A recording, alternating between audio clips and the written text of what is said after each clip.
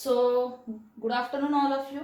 Today we are going to see one of the application of Gauss law, which is from the chapter electrostatics. So, the today's application is to find the electric field intensity due to an infinite long sheet. Before that, we have seen the two application of the Gauss law, which was to find the electric intensity on the hollow sphere and hollow cylinder. So let's go now to find the electric field intensity due to an infinite long sheet. So you can see the diagram which is drawn on the board. Now what it exactly tells you, I can show you the proper demonstration. See, suppose this is your sheet on which the uniformly charge is distributed. This one which you can see on the board. So suppose this is my sheet, and if I want to find out the electric field intensity at P point which is nearer to a sheet. So suppose say here is my P point which is nearby to sheet. So for finding out the electric field intensity at point P which is nearer to this plane sheet, I will draw Gaussian surface. So that Gaussian surface will be just like a cylindrical shape. So it will look like a cylinder is going partly inside the sheet as it is look in the diagram. So you can see the half part of the cylinder is outside of your sheet and half is at inside. So by seeing the diagram, see here, this is your Gaussian cylinder at point P which is enclosed in this Gaussian surface, and I have selected one area that is ds out of that. So now I need to find out the electric intensity at point P. Now you can see this half cylinder is out of the sheet, partly outside of the sheet, and this half cylinder is partly inside of the sheet. So here if I say from the center point, if this is my distance r, which is from the center of your sheet to P, then this is the distance r only, which is the distance from center to P dash. Now this P dash shows that the cylinder is just inward or inside of your sheet at the back side. So this is your front side of your cylinder and this is your back side of your cylinder. So the P point, here it is a P point, here it is a P dash point.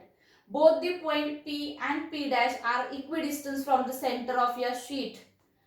Means what we can say, this P point from the center of your sheet is at distance r. Same way this P dash point from the center of your sheet as the distance, it is at the distance r. Means P and P dash are the two points which are equidistant from the center of your sheet. Now what is our task? To find out the electric field intensity due to the infinite long sheet.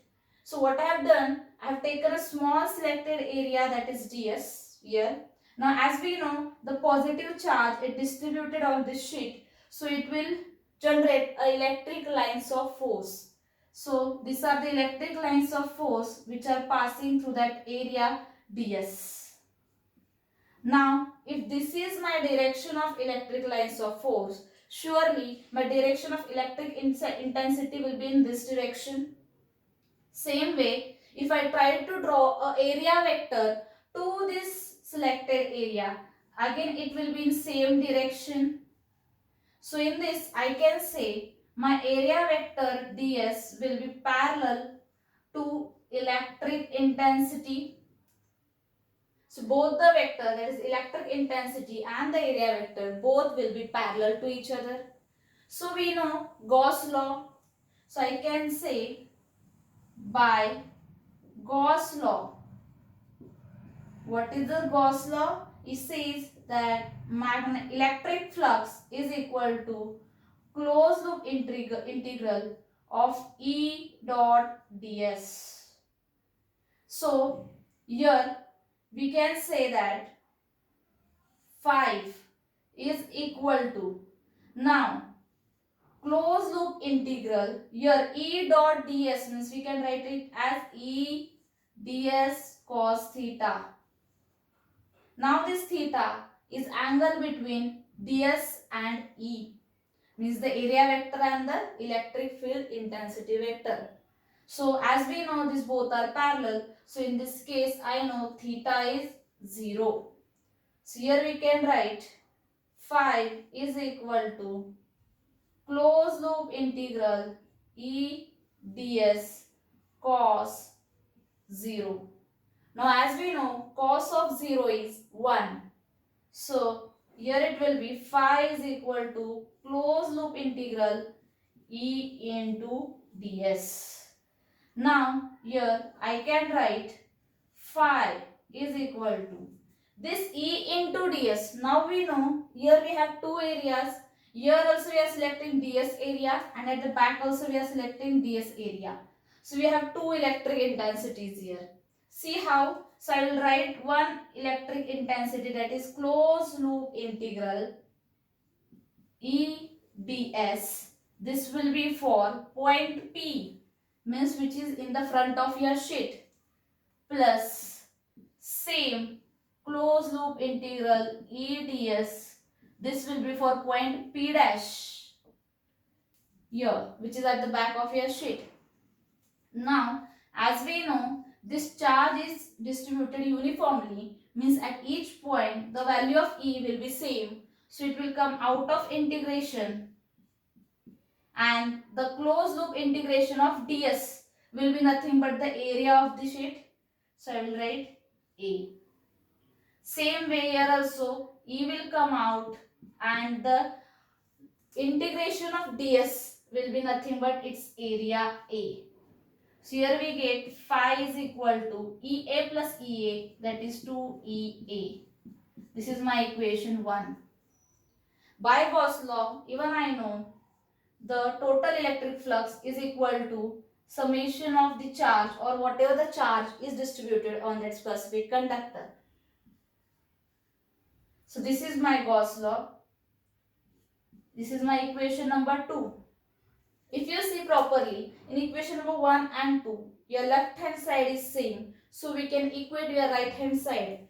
That is, you can say 2Ea is equal to Q upon epsilon naught. Now here in this case, you need to find out the value of Q. So for finding out the value of Q here, I can say I know the formula.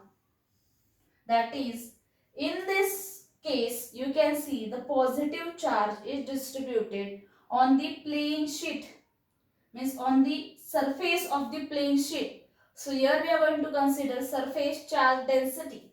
So surface charge density tells us that sigma is equal to charge per unit area.